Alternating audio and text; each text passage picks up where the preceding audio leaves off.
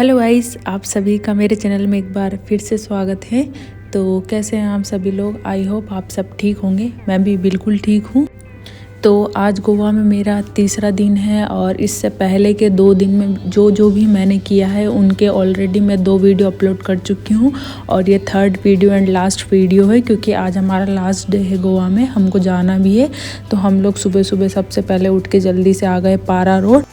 और ये गोवा का एक सबसे बड़ा सेल्फी पॉइंट है, क्योंकि यहाँ पर डियर ज़िंदगी मूवी की शूटिंग हुई थी। आलिया और शाहरुख खान वाला जो साइकिल वाला मूवमेंट था वो यहीं हुआ था, तो इसलिए बहुत ज़्यादा फेमस जगह है। तो हम लोग सबसे पहले यहाँ आए और वहाँ से आते टाइम रास्ते में मैंने एक चीज़ नोटिस की, यहाँ के जो घर हैं उनके स्ट्रक्चर थोड़े अलग ही टाइप के घर थे यहाँ पर। मतलब जैसे अपने यहाँ होते हैं वैसे नहीं थे घर, बहुत मतलब अलग टाइप से बने हुए थे।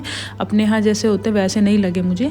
और उसके बाद फिर जब हम लोग सुबह सुबह अर्ली मॉर्निंग हम लोग 8 बजे पारा रोड आ गए थे। उसके बाद फिर हम नाश्ता नहीं किया था हमने, तो हम सबसे पहले नाश्ता करने आ जाते हैं। और ये एक अच्छा सा हमको रेस्टोरेंट मिलता है साउथ इंडियन का, तो हमने सबसे पहले डोसा खाया और बहुत अच्छा था। देखिए हर जगह हर चीज़ आपको मिल जाती, लेकिन जो चीज़ जिस जगह के लिए फेमस है तो वो चीज़ें वहीं अच्छी लगती है, उनका फ्लेवर वहीं आता है।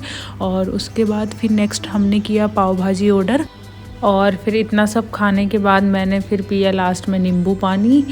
वैसे गोवा बहुत बड़ी जगह है और बहुत सारे बीच हैं और बहुत सारे मतलब चर्च वगैरह है, लेकिन हमारे पास टाइम नहीं था, छुट्टियां नहीं थी हमारे पास, सिर्फ 3 दिन का टाइम था।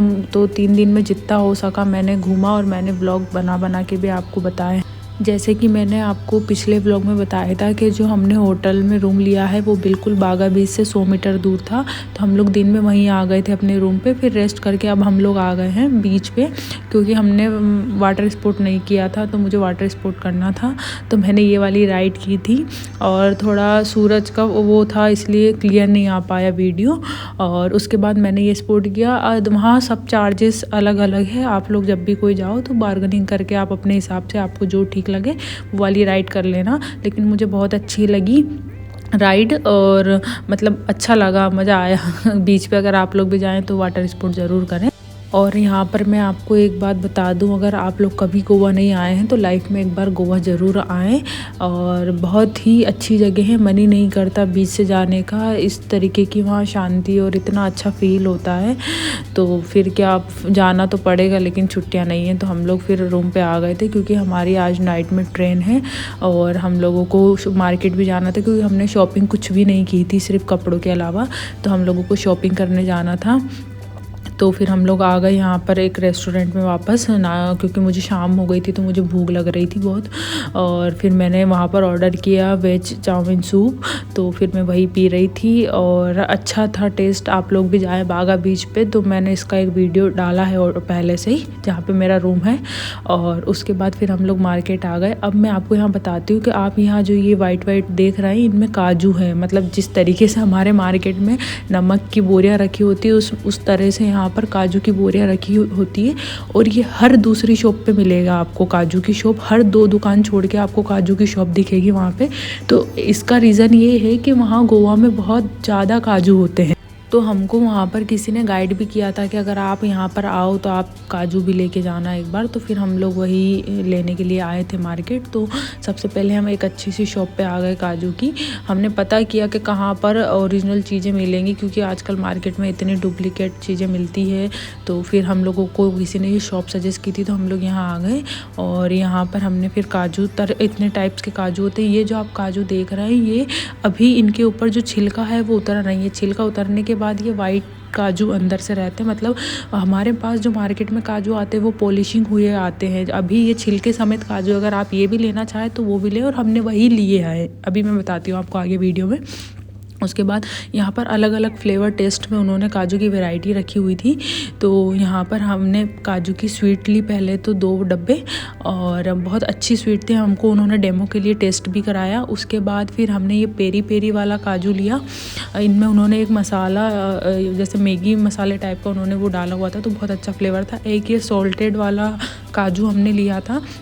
उसके बाद हमने ये गिफ्टेड करने के लिए लिया था। और उसके बाद मैंने अपने लिए पर्सनली ये वाले काजू लिए थे, क्योंकि विदाउट पॉलिशिंग वाले काजू थे। आप इसको घर पे ले जाओ, उसके बाद छिलका उतार तो हमने यहाँ से बहुत सारे काजू लिए और इतने बड़ी बड़ी साइज़ के काजू थे। मतलब अपने मार्केट में कितने छोटे छोटे काजू होते हैं, यहाँ पे इतनी बड़ी बड़ी साइज़ में मतलब वो काजू थे, हमने लिए।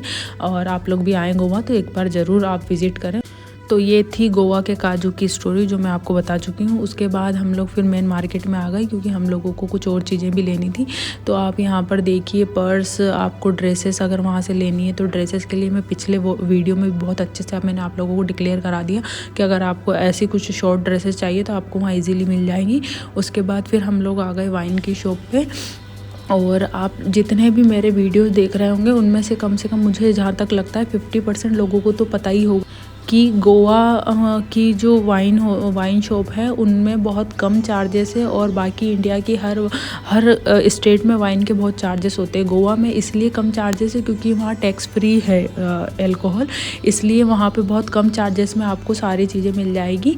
तो हम लोग यहाँ पर आए हैं, मेरे हस्बैंड के किसी स्टाफ सर ने उनसे कुछ मंगवाया था तो वही उनको लेना था। तो मैं जब उनके साथ आई थी तो मैंने सोचा एक अच्छा सा वीडियो इसका भी शूट करके आपको बताया जाए। वहाँ बहुत सारी वैरायटी की थी और चार्जेस में काफ़ी डिफरेंस था, बहुत ज़्यादा। मतलब जो लोकल अपने यहाँ के चार्जेस थे उनसे मतलब 50% आप मान के चलिए बहुत कम थे। आप XYZ कोई सी भी ले लो। और जो अभी थोड़ी देर पहले आपने देखा, जी हाँ, यहाँ 90% ठेकों पे आपको लड़कियाँ ही मिलेंगी, जेंट्स नहीं मिलेंगे। और यहाँ पर वो दीदी हमको बता रही थी कि 35,000 तक की लेवल की बोतल होती है। वो हमें बता रही थी कि ये 35,000 की बोतल है ब्लू वाली। मुझे तो पहली बार पता चला। और आपको मतलब सबसे ज़्यादा अगर आपको गोवा में 2 चीज़ें देखने को मिलेगी। सबसे पहले आपको हर दूसरी दुकान, जैसे अपने यहाँ पर हर दूसरी दुकान राशन की होती है, किराने की होती है, वहाँ हर दूसरी दुकान आपको वाइन की मिलेगी गोवा में और बहुत कम चार्जेस हैं वाइन के। तो उसके बाद फिर हम लोग आ गए बीच वापस, क्योंकि देखो पास में कमरे लेने का इतना फ़ायदा है वहाँ पर कि आप जब चाहे जब घूमते फिरते बीच पे आ जाए। अगर आपने कमरा दूर लिया तो फिर वहाँ से आने में दिक्कत होगी। और उसके बाद फिर मैंने यहाँ पर अपनी फुट मसाज कराई। आप जहाँ बीच पे बैठे रहते हो तो वहाँ वैसे ही लोग घूमते रहते हैं, थेयर्ड बनाने वाले और मसाज वाले। तो आप जैसा चाहे। तो मेरे पैर में हल्की सी सॉइलिंग्स आ गई थी, थोड़ी रेत, और उसकी वजह से ज़्यादा चलने की वजह से तो मैंने फुट मसाज ली वहाँ पर। और उसके बाद फिर हम लोग रूम आ गए थे और फिर मैं अपनी कर रही हूँ यहाँ पर पैकिंग, क्योंकि हमारी ट्रेन है रात को 4 बजे। और अब मैं आपको एक बहुत बड़ा सस्पेंस क्लियर करने वाली हूँ। जो हमारे साथ हुआ वो आप लोगों के साथ ना हो, इसलिए मैं आप लोग ये वीडियो अच्छे से ध्यान से देखें और सुने, क्योंकि मैं आपको बताती हूँ हुआ क्या था। तो अभी बज गई 12:30 और हमने टैक्सी बुक कर दी है और अब हम लोग जा रहे हैं स्टेशन, क्योंकि हम लोग कोई रिस्क नहीं लेना चाहते कि हम लेट हो जाए या रात का टाइम है, इसलिए हम लोग 3-4 घंटे पहले ही स्टेशन जा रहे हैं। और हमने होटल से चेकआउट कर दिया है अब। और उसके बाद फिर हम लोग निकल गए थे वहाँ से। और ऑलरेडी वहाँ पर एक बहुत अच्छी बात है कि आपको 24 घंटे टैक्सी अवेलेबल रहेगी नाइट में 2-3 बजे, क्योंकि यहाँ अधिकतर ट्रेनें नाइट में ही रहती है, बहुत कम ट्रेन रहती है यहाँ पे। तो आप लोग भी अगर गोवा आएँ और अगर आपकी नाइट में ट्रेन हो तो आप लोग बिल्कुल ये ना सोचें कि हम शाम को ही जाके स्टेशन में बैठ जाए। रात को 12 बजे से लेके सुबह 12 बजे तक, सुबह अर्ली मॉर्निंग तक यहाँ पर टैक्सी अवेलेबल रहती है। ज़्यादातर उनका लोगों का बिज़नेस ही वही है, तो वहाँ पर ईजिली आपको टैक्सीज मिल जाएंगी। तो हम लोगों ने दिन में ही बुक कर ली थी और हमने 2 बुक की थी ताकि कभी एक में कोई इशू हो तो दूसरी टैक्सी आ जाए। तो वैसे इशू कुछ हुआ नहीं था, आ गई थी। तो हम लोग फाइनली गोवा से अब निकल रहे थे क्योंकि हमारी ट्रेन थी 4 बजे। और हम जहाँ कौन से स्टेशन रहे अब मैं ये बताती हूँ आप लोगों को। पिछले ब्लॉग में मैंने ये बताया था कि हम लोग मडगांव स्टेशन पे उतरे थे, भोपाल टू मडगांव। और अभी भी हमारा जो रिजर्वेशन है वो मडगांव टू भोपाल है।